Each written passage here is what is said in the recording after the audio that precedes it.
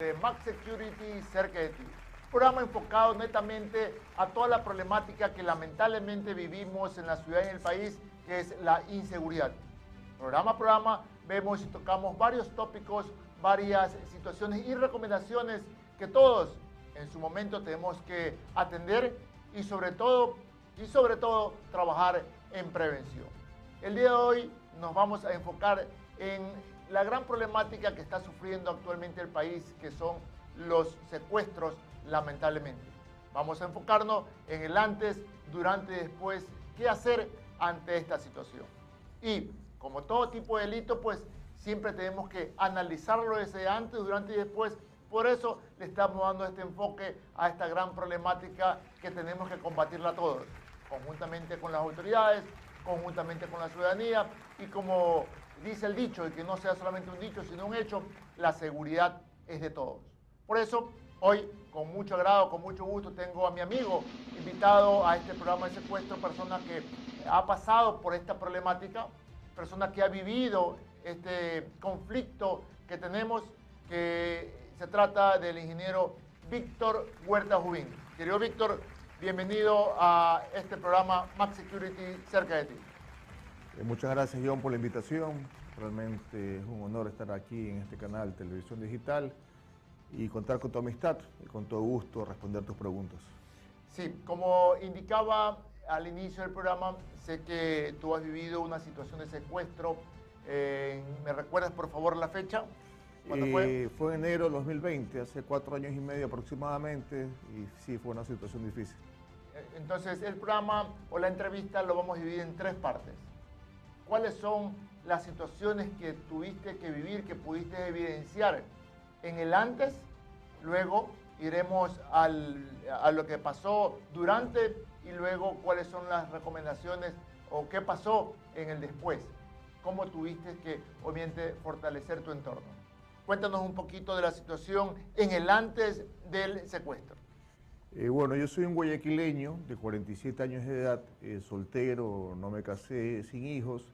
Básicamente vengo de una familia que durante 95 o 100 años aportamos con empresas, empleados, impuestos y trabajo aquí en el país. Básicamente teníamos la reforma, que hacíamos cuadernos, papel higiénico, Procarsa, que era una cartonera. Entonces vivía una vida relativamente cómoda, soy ingeniero comercial con estudios en el exterior y cosas de la vida, a mediados de 2019, hace 4 años y medio, casi 5 años, le llegó una información a un líder de una banda que estaba físicamente en la cárcel de máxima seguridad en Cotopaxi. Entonces en esa información, ese documento, habían más de 40 personas que teníamos seguro antisecuestro, sobre todo guayaquileños, quiteños y unos que otros cuencanos. Entonces analizaron la información en esta cárcel, esta banda importante que todavía existe en el país, y me vieron como un posible candidato.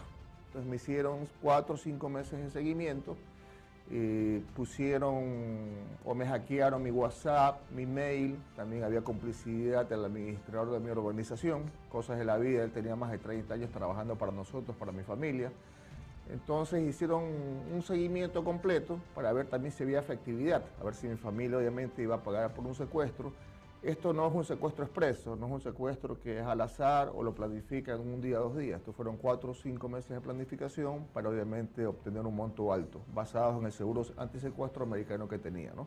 Entonces hubo un seguimiento y posteriormente a mediados de enero del 2020 hubo un secuestro de 5 noches con 6 días, que fue duro para mí y para mi familia, y básicamente por ahí va la cosa. Correcto. ¿Quiénes crees tú que en el antes estuvieron involucrados? Personas cercanas, trabajadores, empleados, familiares, vecinos. ¿Quién crees tú que facilitó información o datos para llegar al secuestro? Bueno, como dije, todo esto nació de un documento que le llega hasta el líder de la banda, básicamente eran los choneros, porque esto es información pública que está denunciada y está en los medios de comunicación. Entonces ellos analizaron la información, el líder de esta banda, que ya no vive, que sé que murió en Manta hace un par de años, y el abogado de él, que también sé que ya no vive, que ha muerto en Quito. Entonces ellos vieron a la persona más frágil, la persona que andaba sin seguridad, que yo en lo personal no sé pelear, jamás he usado armas, obviamente como dije no tenía guardaespaldas, estaba físicamente aquí en Guayaquil y coercionaron al administrador de mi organización, entonces él era el que pasaba información. Y todo esto sumado, como dije, que tenían hackeado mi WhatsApp, mi mail, entonces sabían que iba a haber un pago. El día de mañana ellos pueden saber que una familia tiene dinero, pero si no hay un pago o no hay la voluntad de hacer un pago, acabas muerto. El dato que tú indicas que tomaron contacto o coercionaron al administrador de la organización, porque tú crees que fue así, porque la investigación lo determinó, ¿en base a qué tú puedes determinar que existió la participación directa o indirectamente del administrador? Bueno, el administrador fue denunciado penalmente, hubo investigaciones policiales posteriores, en el secuestro hubo una negociación, o sea, fue evidente porque hay grabaciones, hubieron negociadores, entonces siempre supimos que el administrador estaba involucrado. Él muchísimos meses después mandó a pedir disculpas que no las aceptamos y que él siga con su vida realmente en este tipo de cosas. Lamentablemente. ¿Estuvo posiblemente involucrado indirectamente por alguna presión que le hicieron a él, porque le pagaron o porque está involucrado con grupos delictivos? Él básicamente nació en Calceta, Manabí, actualmente tendrá unos 55 años de edad. Sabemos que le pusieron una pistola en la cabeza, le dieron X cantidad de plata que no sabemos cuánto y más que nada le pusieron fotos de su familia, de su mujer saliendo del supermercado, sus hijos saliendo del colegio. Entonces lo obligaron, o sea, lo tentaron, lo obligaron, lo coercionaron. Entonces él no tenía otra opción, ¿no? Entonces muchos meses después pidió disculpas, como dije, son disculpas que no aceptamos porque pasaron cosas horrorosas, cosas que lamentablemente hoy en día pasan todos los días, pero hace 4 años no era común, ¿no? Entonces el administrador tenía control de las cámaras de seguridad, entonces podía ver a qué horas yo entraba, salía. Y aparte, como dije, él nos conocía como familia hace más de 30 años. Fue contratado por mi propio abuelo, Jacinto Jubín Cisneros, propietario de La Reforma, como muchos sabemos, hace 31 años. Entonces nos conocía mejor que la familia, ¿no? Entonces sabía realmente que iba a haber un pago, que había efectividad, sabía que había dinero. Ojo, cuando hay un seguro antisecuestro, primero paga la familia, que en este caso fue $1 millón, no tengo problema en decirlo porque también es información pública, y meses después, con toda la contundencia, con toda la evidencia de denuncia, y también porque los negociadores míos eran de la aseguradora, te devuelven el dinero menos una prima, ¿no? Entonces aquí había mucha documentación, mucha negociación, grabaciones y todo esto. Entonces, volviendo al administrador... ¿Hubo algún reclamo a la compañía de seguro que te proporcionó, obviamente, la cobertura? Dentro de esa investigación, ¿se pudo determinar de alguna forma cómo ellos facilitaron la información? Sí, ellos, básicamente, ¿cómo operan ellos las aseguradoras? Cuando hay una emergencia, hay un caso, en forma inmediata, ellos contactan a... Hay agencias en el mundo de seguridad que son básicamente ex agentes o de la Mossad, que es de Israel. La pregunta está en el antes. ¿Cómo los delincuentes o los grupos organizados llegaron a la información y cómo así llegaron porque hackearon o llegaron por fuga de información de la aseguradora? Hubo algún tipo de fuga de información, pero todo esto nace a raíz del 2006 que Julian Assange crea Wikileaks. Entonces, toda la información mundial se hace pública, ¿no? De gente que tiene dinero así sea bien habido, mal habido, paraísos fiscales o no, en este caso seguro antisecuestro. Entonces sabemos que de Colombia le llega a Rasquiña, porque no hay otra forma de decirlo, a la cárcel de máxima seguridad de Cotopaxi, este papelito. Entonces el papelito decían 2 nombres, 2 apellidos, el nombre de la aseguradora. Mi aseguradora, no puedo decir el nombre, pero era de Londres, una aseguradora muy conocida a nivel mundial de Londres, y le llega a los montos. Entonces los montos pueden ir de $1 millón a $5 millones, es una ley mundial. No hay seguros de 8, 10, 20 millones de dólares. Entonces en mi caso el monto era $1 millón y dijeron a este tipo no tiene seguridad. Obviamente muchas veces ellos van por $1 millón o la aseguradora paga $1 millón, pero piden 2 o piden 3. Entonces ella es parte de la negociación, ¿no? En mi caso, inicialmente pidieron 2 millones, se pagó $1 millón y bueno, esa es una historia posterior, ahorita te la cuento cómo se dio toda la cosa. Correcto. Esto como antecedente en el secuestro, antes de que te suceda. De ahí cuéntanos un poquito, y yo sé que es duro para ti, contarnos la parte traumática propiamente, ese círculo cerrado o cercano, cómo fue horas o minutos antes de tu secuestro. Bueno, antes de ser secuestrado, me intentaron extorsionar, que hoy en día es vacunar, durante 4 o 5 días. No me dejé extorsionar, tenía un buen abogado penalista de mi edad, 47 años de edad, guayaquileño, mediático, que él me ayudó mucho durante 4 o 5 días para no dejarme extorsionar por esta banda.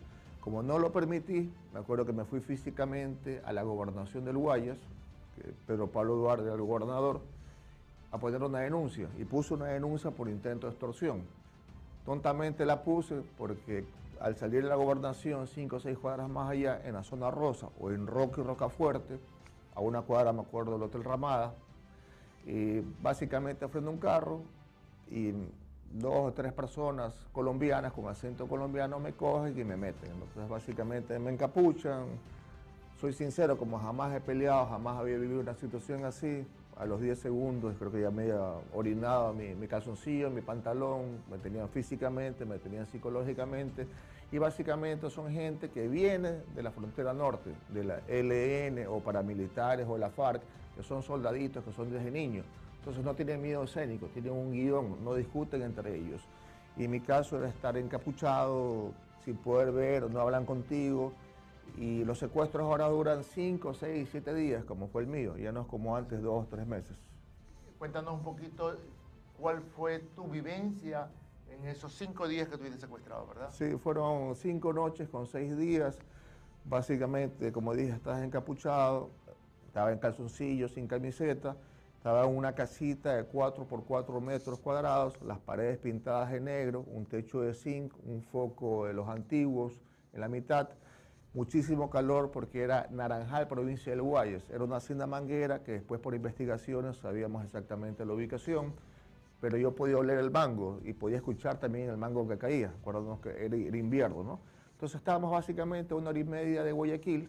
Cuando me cogen, son astutos porque me cogen en la zona rosa, y eso es a 1 cuadra, 2 cuadras del malecón, y ahí estás a 500 metros del túnel del cerro. Entonces una vez que sales, cruzas el túnel del cerro, te vas por atrás del aeropuerto, y cuando cruzas los 2 puentes de la Unidad Nacional, el universo es completamente abierto. Te pueden llevar a una hacienda, como es mi caso, te pueden llevar para Cuenca, para Sobe, para Sierra de Durán, lo que sea. Entonces, hay muchos secuestros hoy en día que los hacen a la luz del día en la plena ciudad, en la plena urbe. Entonces, si tienen al detenido o el secuestrado, lo tienen en casas.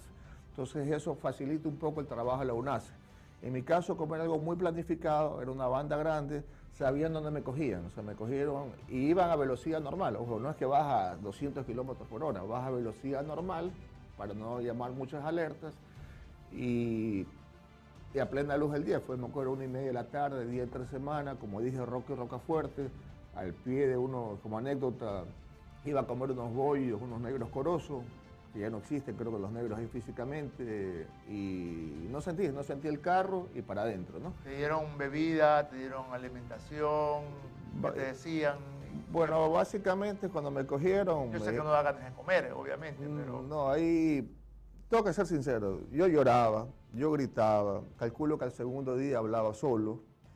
La idea de ellos es que te pongan débil. Entonces, del peso que tengo ahorita, que ya soy delgado, yo había perdido, en el intento de extorsión que mencioné inicialmente, en 4 días había perdido 4 kilos. En los 6 días de secuestro perdí 6 kilos más. Entonces lo único que me daban era un pan de sal de este porte mediano, y me daban mucha Coca-Cola, pues sabían que tenía ese buen o mal hábito de tomar Coca-Cola. Entonces, pero también habían averiguado que yo no tenía ni diabetes, ni hipertenso, ni colesterol, porque no es negocio para ellos coger una persona y de pronto te da un paro cardíaco y se acaba absolutamente todo. Entonces averiguan. No solo había un hackeo de WhatsApp o de mail, sino que también la basura de mi casa, de mi urbanización, de vez ir al recolector de basura, iba físicamente a la oficina del administrador. Entonces hay mucha información en la basura que no necesariamente está en el WhatsApp. Entonces pueden ver facturas, pueden ver blisters de medicinas, ver si realmente estás enfermo o no estás enfermo, o sea, si tienes capacidad de aguantar. Para buena o mala suerte, estaba yo sanito, entonces dijeron, hay afectividad de la familia que va a pagar, lo conocemos bien. También había habido un secuestro en mi familia hace como 40 años que se pagó, de un primo hermano de mi mamá llamado Ernesto Jubín Bernaza, que lamentablemente él tuvo que estar secuestrado 5 meses, escribió también un libro, al igual que yo. Entonces, analizan absolutamente todo. Entonces, y volviendo a la pregunta inicial, cuando me cogen, me dicen que me van a mutilar un dedo o varios dedos, que me iban a quemar vivo, que te van a meter en un hueco lleno de cal. Entonces ahí no mueres enseguida, sino mueres después de muchos días por falta de alimentación, por falta de agua. Entonces te trabajan psicológicamente y físicamente. Gracias a Dios no me mutilaron ningún dedo, no me hicieron mayor agresión física, pero el hecho de estar encapuchado, de comer poco, tú vas bajando de peso. Entonces las fotos que ellos toman y los videos que ellos toman, que se la mandan al negociador de ellos y ese negociador a los negociadores de mi familia, son dramáticas. Entonces buscan mucho drama para que la negociación sea rápida y se dé un pago. Sí, lamentando totalmente lo que ha sufrido y como muchos ciudadanos lamentablemente en el país han sufrido, y esperemos que no sea nadie más que tenga esta problemática. Por eso la estamos enfrentando, detallando y qué hacer. Por ende, pues vamos a seguir con la entrevista y luego vamos a terminar con múltiples recomendaciones que todos necesitamos conocer, casualmente para protegernos de casa adentro, para protegernos de adentro hacia afuera. Nos vamos a un corte comercial y seguimos luego con este programa Max Security cerca de ti con el tema los secuestros.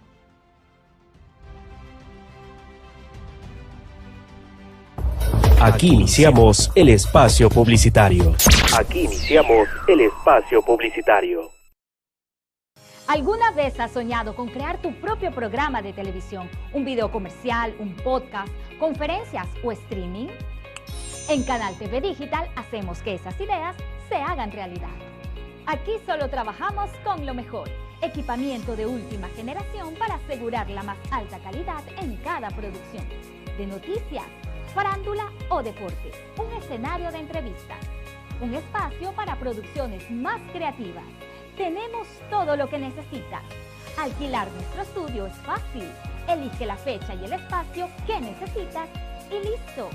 Tu visión está a solo unos clics de distancia. ¿Listo para dar vida a tus ideas? Contáctanos hoy mismo.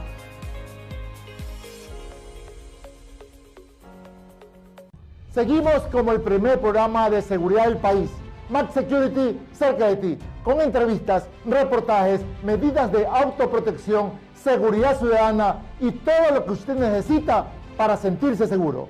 Max Security cerca de ti, por tu seguridad, síguenos en nuestras redes sociales.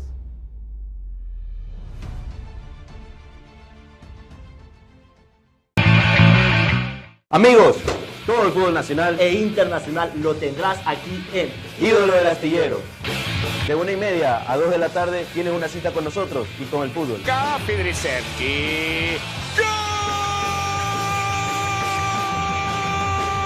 La más completa información acerca de la Liga Pro. Barcelona dueña absoluta de la pelota, Además, los torneos más importantes de las ligas del mundo. Análisis, comentarios y entrevistas a personalidades de nuestro campeonato. ¿Qué mira, bobo? ¿Qué mira, bobo? Anda para allá, bobo. Anda para allá. Yo soy Adrián. Y yo soy Juanse y estamos en Ídolo del Astillero.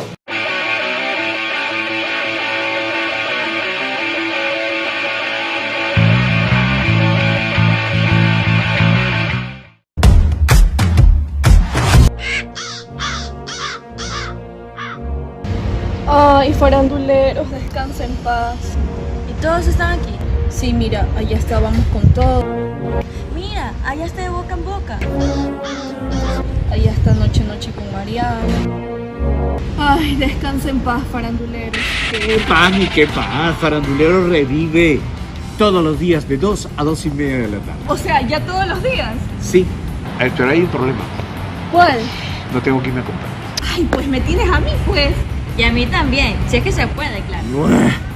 Señores, sí, faranduleros, lunes, martes, miércoles, jueves y viernes, de 2 a 2:30 de la tarde. Espérenlo.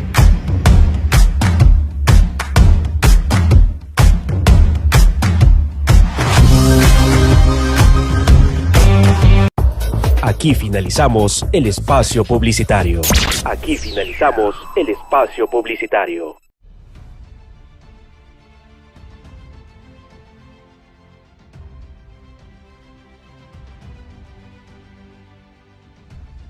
¿Qué tal, amigos? Seguimos en tu programa Max Security cerca de ti, tratando la temática del secuestro.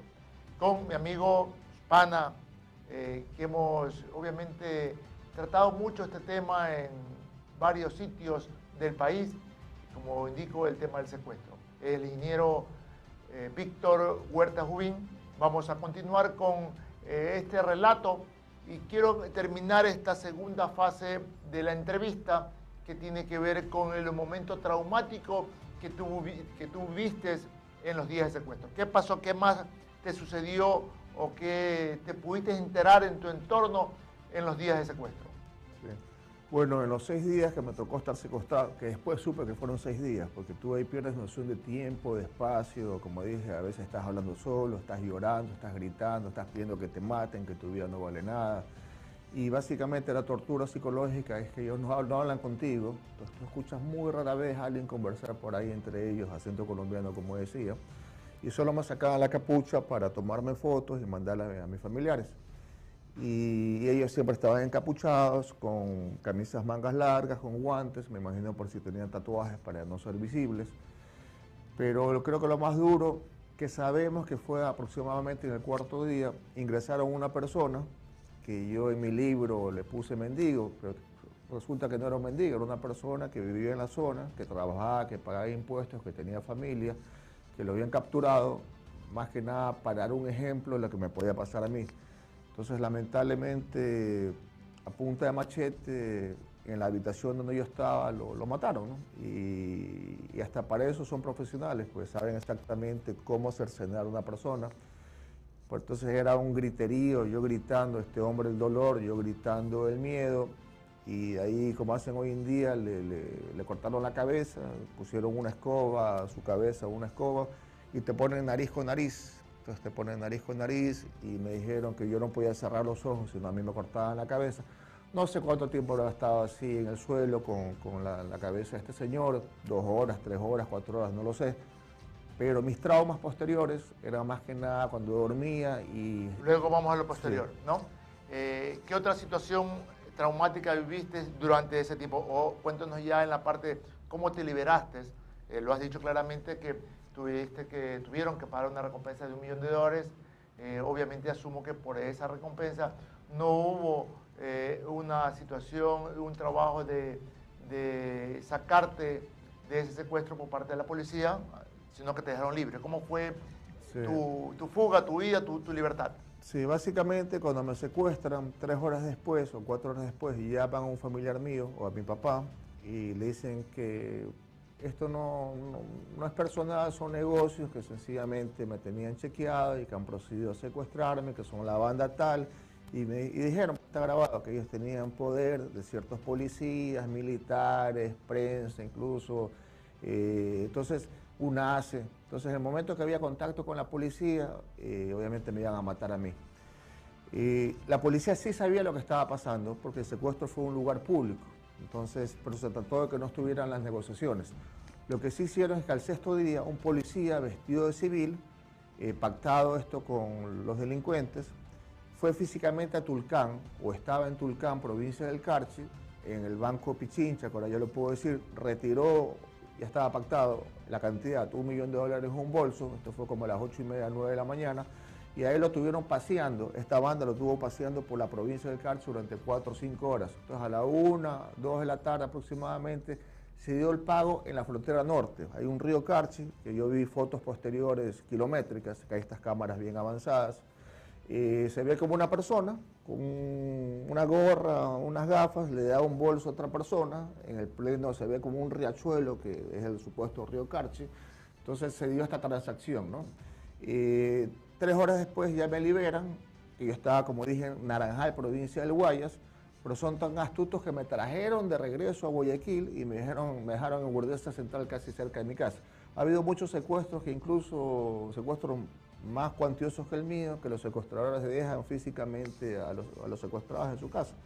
como es el caso, por ejemplo, de Esteban Paz, que es conocido mío, que él estuvo 2 meses secuestrado y tuvo que estar, lo dejaron en su casa en Quito de regreso, ¿no? Entonces hay este tipo de cosas. Ok, entonces te dejaron en Urdesa, de ahí ¿cuál fue tu decisión? ¿Qué pasó? Sé que acudiste a una iglesia, algo así, obviamente he escuchado en otros relatos que has tenido públicamente. Sí, me dejan en Victorino Estrada de Higueras, aquí en Urdesa, cerquita justamente, y era 6 y pico de la tarde, ahí entran las cámaras del municipio, ECU 911, entonces ahí más o menos después nos podemos guiar.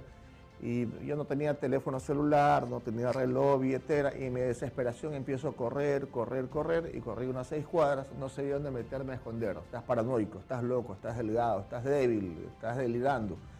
Y me metí, vi gente que entraba a una iglesia La Redonda, en Victorino Estrada y Las Lomas, como dije, 6:30 de la tarde aproximadamente, un día entre semana, y me metí a la iglesia y estaba repleta la iglesia.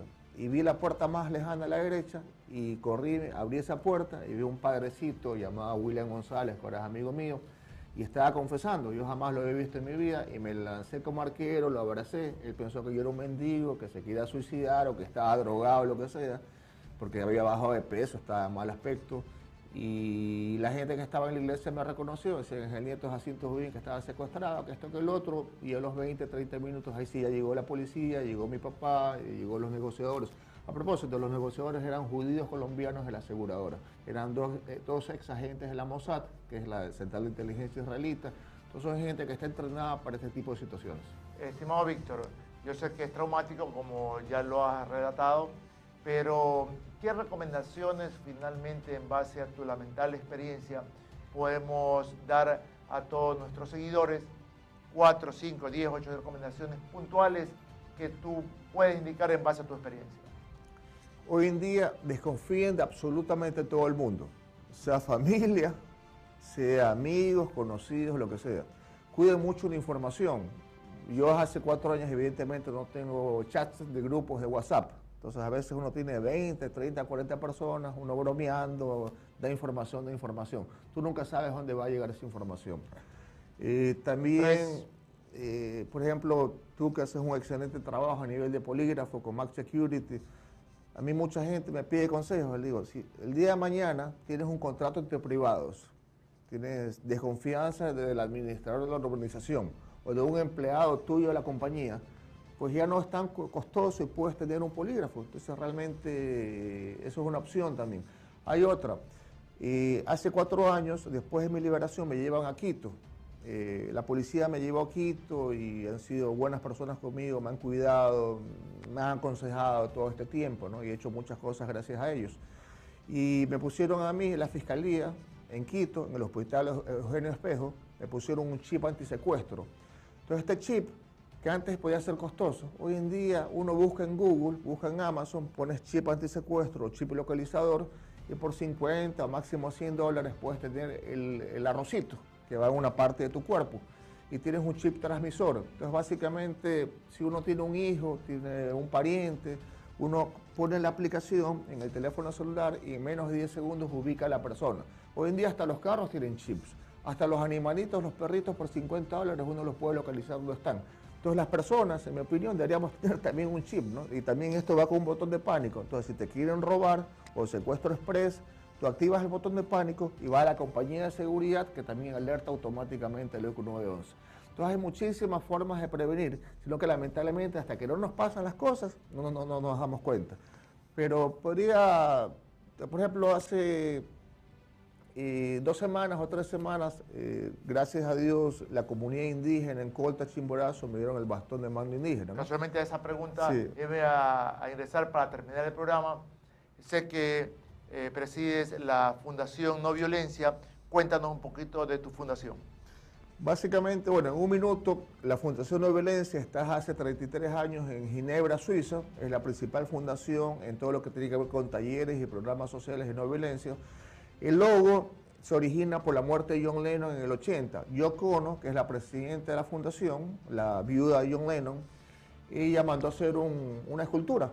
Y el escultor, un sueco, hizo este Colt 45. El mismo revólver con el que matan a Lennon, lo anudan. Entonces, desde el año 92, la ONU ha designado este revólver como el símbolo mundial de la no violencia, y la escultura de bronce está físicamente en la entrada de las Naciones Unidas en Nueva York. Entonces yo hace un año soy el representante de esta fundación aquí en Ecuador, en forma gratuita, sin fines de lucro. Estamos apoyando todo lo que se puede a nivel nacional. La página web es no_violencia.com, repito, no_violencia.com, y ahí pueden ver todas las actividades que tenemos, talleres, conferencias, intervenciones, plantones, proyectos. Entonces realmente hemos crecido.